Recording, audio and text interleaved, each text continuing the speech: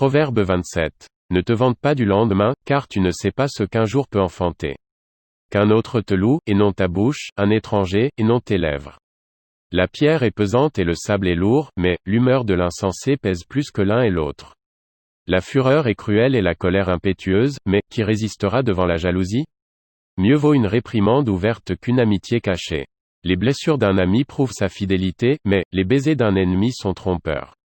Celui qui est rassasié foule aux pieds le rayon de miel, mais celui qui a faim trouve doux tout ce qui est amer. Comme l'oiseau qui erre loin de son nid, ainsi est l'homme qui erre loin de son lieu. L'huile et les parfums réjouissent le cœur, et les conseils affectueux d'un ami sont doux.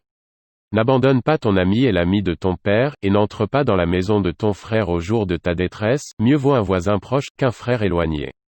Mon fils, sois sage, et réjouis mon cœur, et je pourrai répondre à celui qui m'outrage. L'homme prudent voit le mal et se cache, les simples avancent et sont punis. Prends son vêtement, car il a cautionné autrui, exige de lui des gages, à cause des étrangers. Si l'on bénit son prochain à haute voix et de grand matin, cela est envisagé comme une malédiction.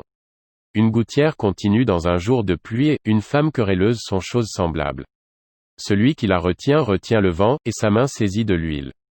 Comme le fer aiguise le fer, ainsi un homme excite la colère d'un homme.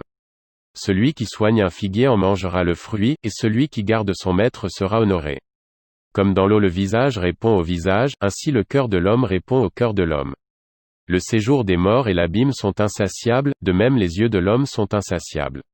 Le creuset est pour l'argent, et le fourneau pour l'or, mais un homme est jugé d'après sa renommée.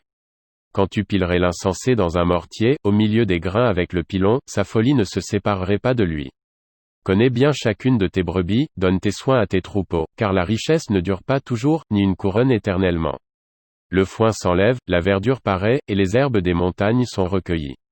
Les agneaux sont pour te vêtir, et les boucs pour payer le champ, le lait des chèvres suffit à ta nourriture, à celle de ta maison, et à l'entretien de tes servantes.